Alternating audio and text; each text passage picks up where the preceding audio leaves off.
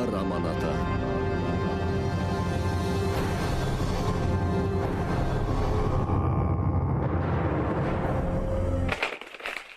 18 ғасыр 1710-1715 жылдар аралығында 7 жарғы заңы қабылданды. 1715 жылы Тәуке хан қайтыс болды.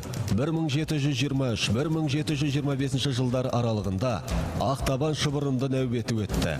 1726 жылы Бұланты шайқасы болды. 1728 жылы Ордабасыда бүкіл қазақтың басы қосылған жиын өтті. 1729 жылы Аңырақай шайқасы болды. 1758 жылы жоңғар мемлекеті құлады. 1771 жылы Абылай хан билікке келді.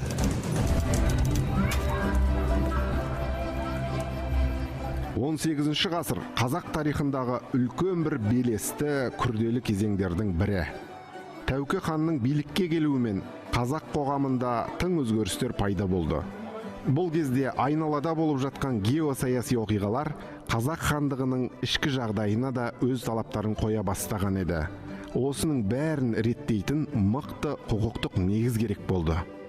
Тәуке хан билеріне тапсырма беріп, бұрынғы Қасым ханның қасқа жолы мен Есім ханның ескі жолының негізінде қазақ мемлекетінің жаңа заңын қабылдады.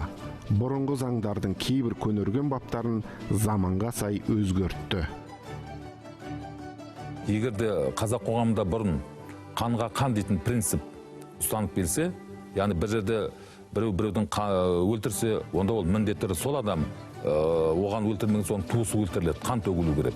Ал бұл жолы бұның жерінде қанға құн принципі енгізіледі. Енді ол кезде оңтүстікте қазақтар жоңғармен соғысып жатқан кез, әр адам санаулы дегендей, енді әртүрлі жағдайда қан төгілсе, оны қан құнмен. Соған сәйкес құнның мөлшері айқындалады. Үлкен құн бар, одан кейін оның кішісі айып дейтін бар. Сөйтіп осының бәрі енгізіліп, бұл қазақ қоғамын біршама жаңа неге сай қоғамдық қатынастарды реттейді. Бұны негізінен билер атқарады. Тіпті осы кезде билердің рөлі көтеріліп, билер тек қана сот билігі емес,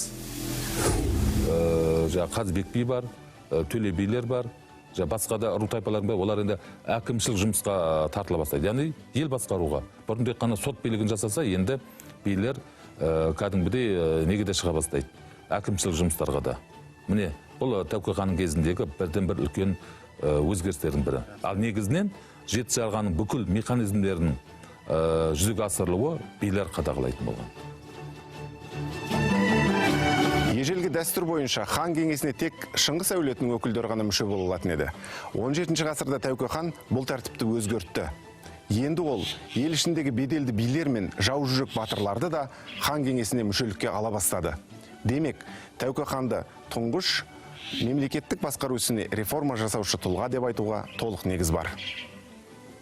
Сонымен қатар Тәуке хан тұсында оңтүстіктегі, солтүстіктегі көршілермен кәдімгі дипломатиялық қарым-қатынастар жасалған. Тәуке ханның бір мындай елшісі бар. Көлдей бидің Ресейге барғанда Ресей оны ұстап қалады. Сөйтсе шекаралық, екі шекарада бір нелер болған, қақтығыстар болып болған. Жанжалдар, кішкентай ауыл аймақ көлеміндегі. Соны пайдаланып Ресей жібермей қояды. Сонда Тәуке ханның мындай жіберген хаты бар. О заманда бұл заман ел арасындағы бас бұзарлар үшін елшілерді ұстап қалу, елшілерге қысым көрсету қай неде бар деп, кәдімгідей Ресейдің Мәскеуге, Петербургға үлкен талап қояды. Содан кейін ғана жіберілген екен.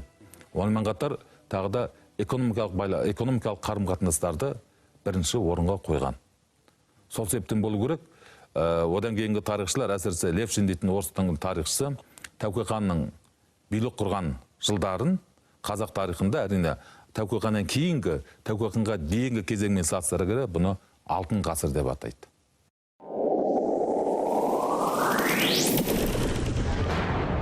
Хандар аманаты.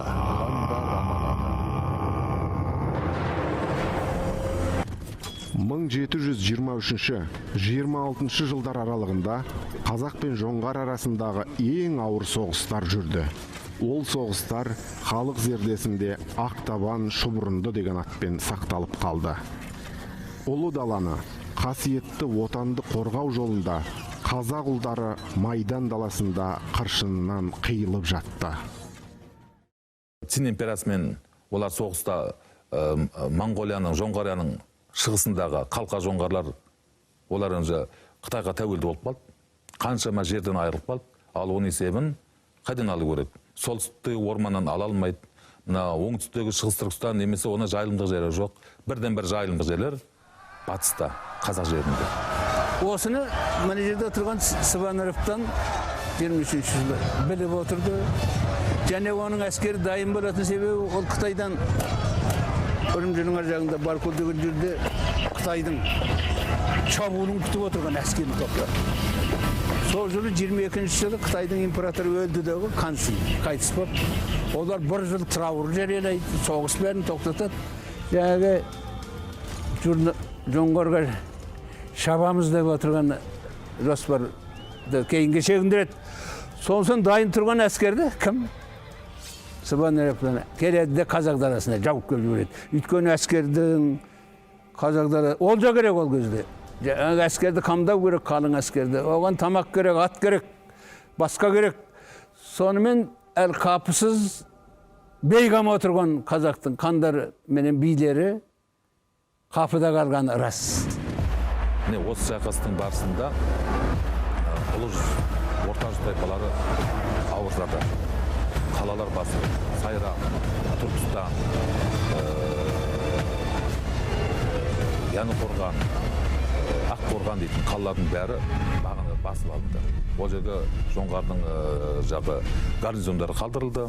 Жаңа әкімшілік басқару жүйесі бойынша Жетісу сол кезден бастап күш әкімдерге салық төлеуге мәжбүр болды жоңғарларға. Жоңғардың саны қазақтың 3-тен 1-індей ғана. 100-дей ғана қазақтың, 300-дің 100-дей ғана. Содан біз оңбай жеңілдік. Осы жеңілісті біздің тарихшылар әртүрлі жолмен түсіндіргісі келеді. Біреулер айтады, бір көктемгі көкөзек шақ екен, ат арық, мал төлдеп жатқан кез екен. Бір себебі сол, қазақ бас көтерілмей қалыпты. Екіншісі, тұтқиылдан, соғыс жарияламай тұтқиылдан аяқ астынан тарпа бас салыпты жоңғарлар. Бұл екінші себеп. Ал Шынтуайтқа келгенде, осының екеуі де себеп емес.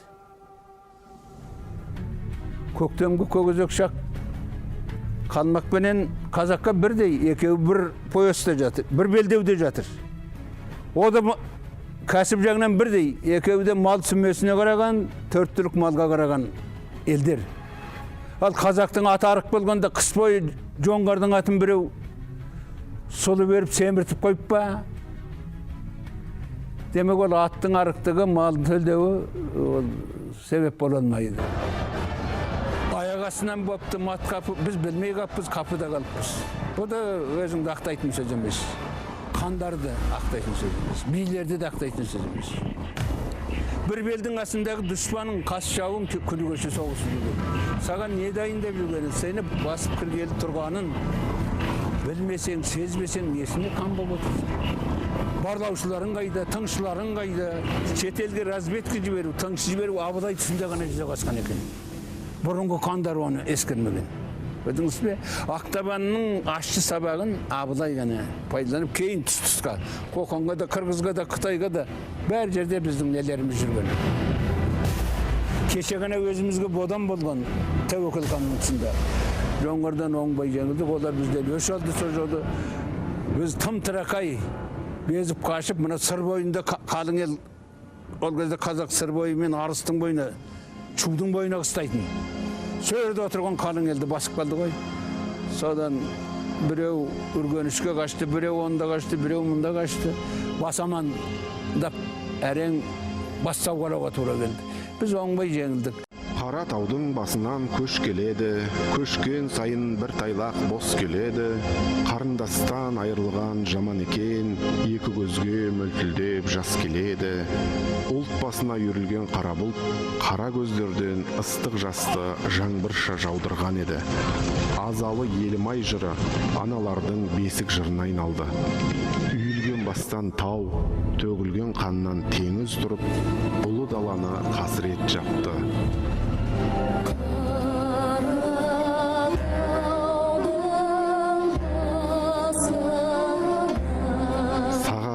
сары шіркей ұялап, қазақтың басы қайда қалмаған десеңізші. Өзі ашаршылықпен екеуі көктемде бірге келеді, мал жоңғардың қолында қалады, айда жүре алмайды. Содан соң Ақтабан шұбырындаға ұшырайды ғой. Абылай ханның өзі, әкесі оның алдында өлген, үргеніштен бірақ шығыпты. Шешесімен ілесіп, ауған елмен бірге кете берген ғой, 10 жастағы бала, 13-12 жастағы бала. Артынан ана Ораз деген аталы іздеп барып, бұны алып қайтады, үргеніштен табады. Сөйтіп, Абылай ханның өзі Ақтабан шұбырындаға ілікке білет жеңілістің екенін.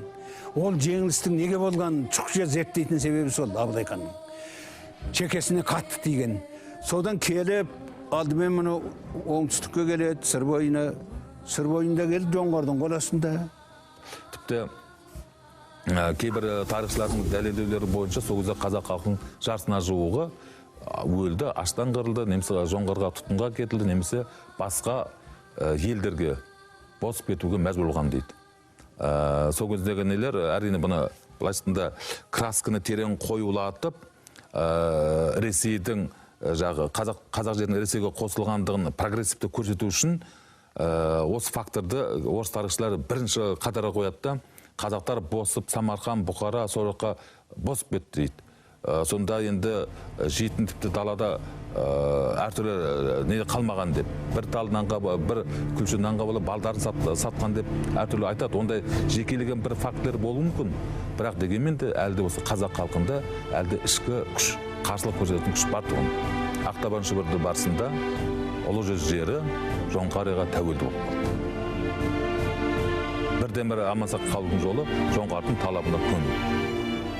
Сөйтіп, жоңғарыда арнайы мына қазақ істерімен айналысатын бір мекеме құрылды. Сол мекеменің басшысы осымен реттеп отырды. Мұндай жағдайда Әбілқайыр не істеді?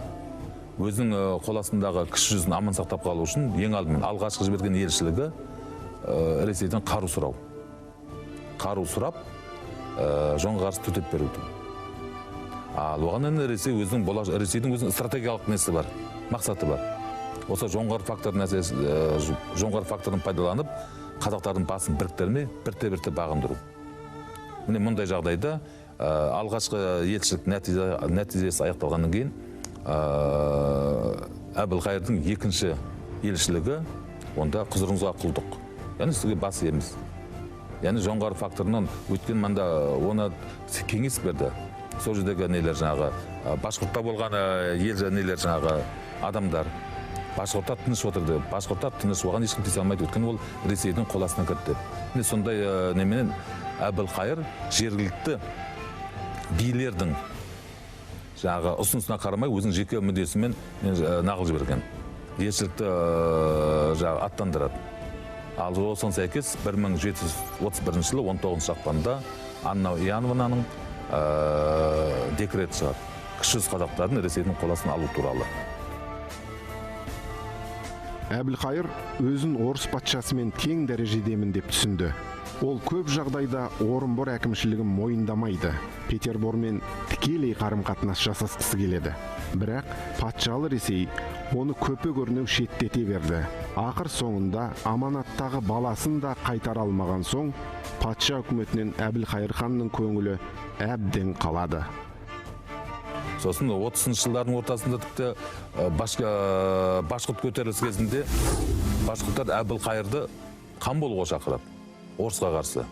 Яғни шығыстың саясаты дейді, сол кезде құзырыңызға құлдық дегенмен де Әбілқайырдың несі ол сөз жүзінде, іс жүзіне келгенде ол толық өз дербестігін сақтап отырды. Әбілқайырдың беделі Тәукеден кейін, Тәуке қайтыс болғаннан кейін бүкіл қазақ қоғамында Әбілқайырдың беделі жоғары болды. Әбілқайырмен санасуға мәжбүр. Міне осындай жағдайда енді Орынбор әкімшілігі сескене бастайды. Бірнеше рет хат жазып, Әбілқайырды құрту туралы. Ал оны құртуды Мәскеудің орталықтан рұқсат келгеннен кейін ғана барып, барақтың қолымен өлтірді.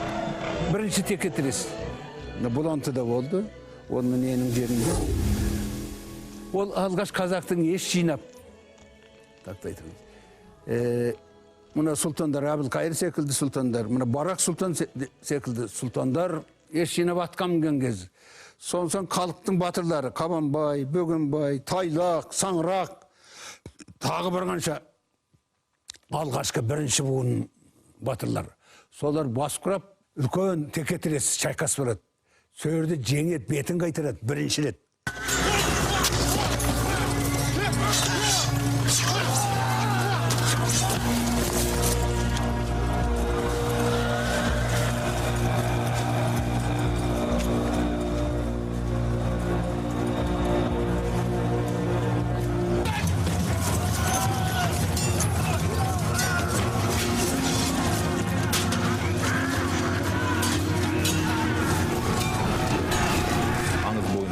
Ауыз әдебиет материалы бойынша алғаш рет 1726 жылы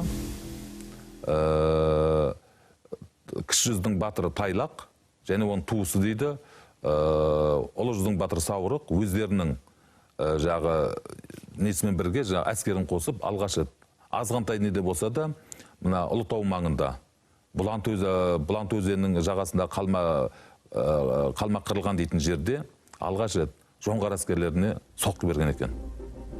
Міне осы жеңіс тез арада бүкіл елге тарайды.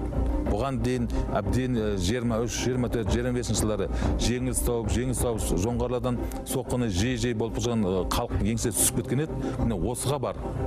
Осы жаңалық бүкіл елді рухтандырады. Енді күш біріктірсе жоңғарларды жеңуге болады екенін түсіндіріліп, батырлар мен билер бүкіл елді біріктіруге шақырады.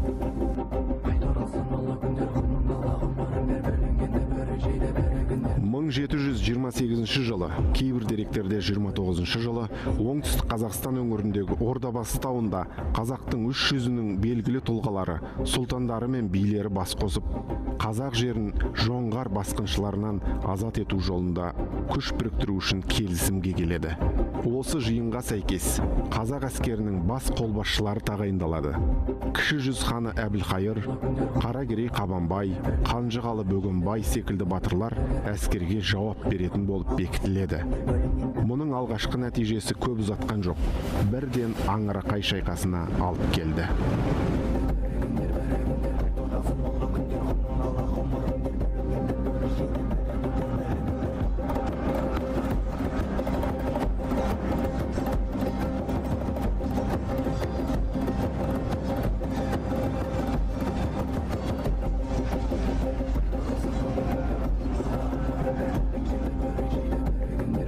Негізгі күшін қазақтың негізгі күші тас алған етіп жеңеді. Осыған байланысты қайылған аңыздар да бар. Жоңғарлар аңырап қашты дейді, аңырақайлап қашты дейді, содан аңырақай шайқас болған дейді.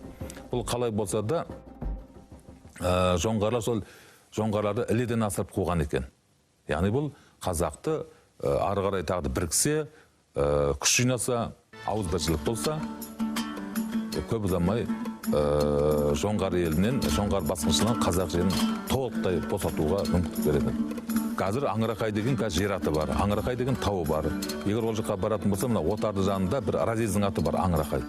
Кезінде Тынышбаев Түрксібтің инженері болған кезде, салдырып отқан кезде, сол ел аузындағы ұру тайпалардың атын және тарихи жерлерді Разъезге берген екен. Егер Аңырақайда Отарға жаққа барсаңыз, станциясына, соның ар жағы бер жағында арнайы бір Аңырақай дейтін разъезд бар.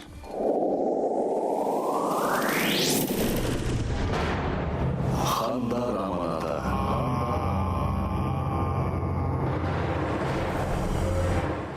Тарихта әлі толық дәлелденген жоқ, көп айтылған жоқ, дегенмен де екінші Ақтабан деп айтылады.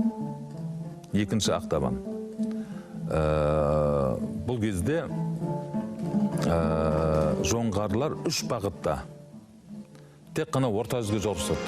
Орта жүзде батырлар көп, қарсы шығады, кейбір жоңғарға бар тонап келеді. Олар тонайды, енді бұл жерде Қонтайшының өзі басқарып, үш бағытта орта жүз тайпаларына жорға ашты.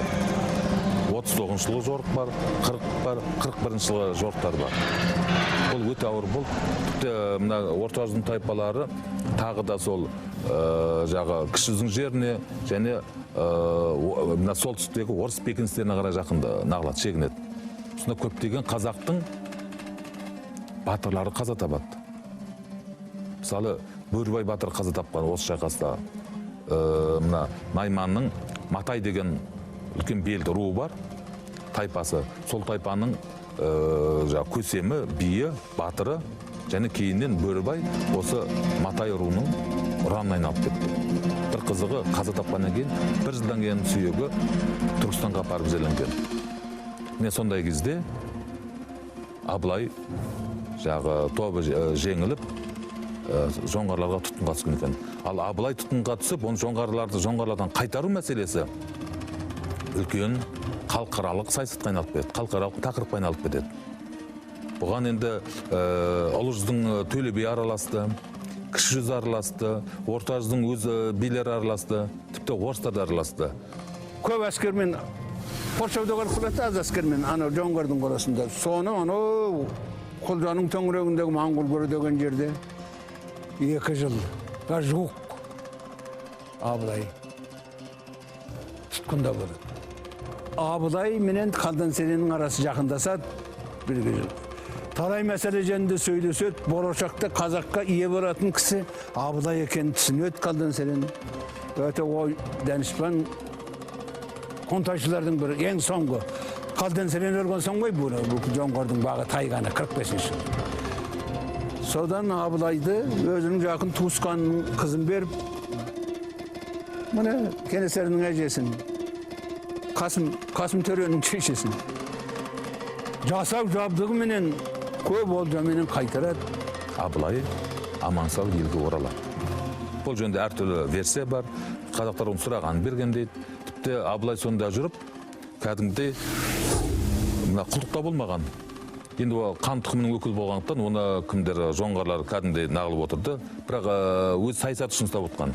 Ал Абылай да бос отырмай, сонда жүріп, Жоңғарияның ішкі саяси жағдайын зерделейді, тексереді. Сондағы Қалдан Сереннің қартайған кезі, ертең ол өліп қалса кім болады? Міне, сол үміткерлермен әрқайсымен жеке-жеке байланыс орнатқан. Ламадоржы, Амурсана, Даваци деп. Солардың байланыс отырып, ал 45 жылы Қалдан Серен қайтыс болғаннан кейін Абылай ары қарай осы 3 топты өз реттеп отырды. Ламадоржы билікке келген кезде Даваци мен Амурсана келіп Абылайды паналады. 1750 жылдардан кейін Әбілмәмбет хан орта жүздің далалық бөлігіндегі жерлерді тастап, Түркістанға келіп қоныстанады. Даладағы билік Абылайдың қолында қалады. Бірақ Әбілмәмбет тірі тұрған кезінде Абылай сұлтан деп аталып жүрген еді. Ал 71 жылы қайтыс болғаннан кейін бүкіл орта жүзде Абылай қан болып сайланады. Бір қызығы, Абылай өзінің қан деп мойындауды Ресейге талап қояды. Сұрайды, өтініп сұрайды, талап қояды. Тек Ресей Абылайдың талабына 1778 жылғына оң жауап қайтарып, оны қан деп алады. Бір қызы, Абылайдың осы хаттарын оқысаңыз, Ресейге жалыну, өтіну сияқты емес. Оның несінде оған кәдімгідей үлкен тегеурін, қарсылық бар, талап қою бар. Мен қанмын, енді мені ары қарай документ құжаттардың бәріне мені қан деп мойындады. Абылай Қытаймен де саясат жүргізіп жатты, дербес, орыспен де дербес саясат жүргізіп жатты. Бір қызығы, бұл кезде әлі кіші жүзде Ресейдің ықпалы басым болып кеткен, онда Нұралы хан отыр. Нұралы ханның да саясаты тұрақты емес, Ресейге ең ұзақ хан болған адамдардың бірі. Дегенмен де Абылайдың бар мақсаты енді қалған қазақ жерінің дербесін сақтап, кәдімгі экономиканы көтеру. Ол егіншілікті, отырықшылықты бәрін қолдай бастайды. Бірақ уақыттар еді. 10 жылдай ғана. Бүкіл дала жылаған жұрттың көз жасынан саз балшыққа айналыпты. Ат тұяғын әзер алып келді Алдияр. Бұл Бұқар жаудың Абылай ханға айтқанын деседі. Тарихын ат тұяғымен жазған қаһарман халықтың осы ғасырда шынымен де көрмеген жоқ еді. Абылай ханның бір ерекшелігі, өзі сұлтан кезінде қан майданда соғысып жүрген адам ғой. Оның негізгі тірегі батырлар болды. Егерде Тәуке хан тұсында көп жағдайда оның тірегіне билер көрініс берсе, ал Абылай ханда әрі билер де бар, бірақ негізінен батырлар. Қазақтың батырларының бәрі дерлік Абылай заманында өмір сүрген. Абылайдың бір үлкен көрегендігі 1 жыл бұрын Қытай Манчың хандығының қалың қолы келмес бұрын қазақ жерін тазартып қалғандығы. Осыны біз мықтап еске алуымыз керек. Абылайдың үлкен бір еңбегі осында. Сонан кейін Абылай мынадай жарлық шығарған ғой. Азат етілген жерге қолма-қол барып қоныстану керек. Бірақ Абылай бұл арада олар қарсы тұтастай майданмен соғысқан жоқ. Өйткені олар қарулы әскер ондай, көп санды әскер ондай қиындығын керісінше далалық жердің тиімді пайдаланды. Яғни түнгі шайқас дейді, немесе тосыннан шайқас. Өйткені Абылайдың ұтатын несі бар еді? Абылайда жылжымалы ат әскер бар. Яғни былай айналып келгенде Қытайлар қазақтың негізгі күші қайда екенін біле алмады. Осындай тактиканы пайдалана отырып, оларды әбден тұқыртқан.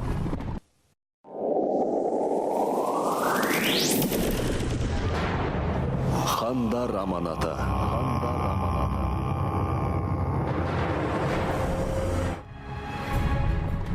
Аяқ астынан пайда болып, айналасына ажал себумен ғана тарихта аты қалған шығысымыздағы қара ниетті империя ақыры 1758 жылы құлады.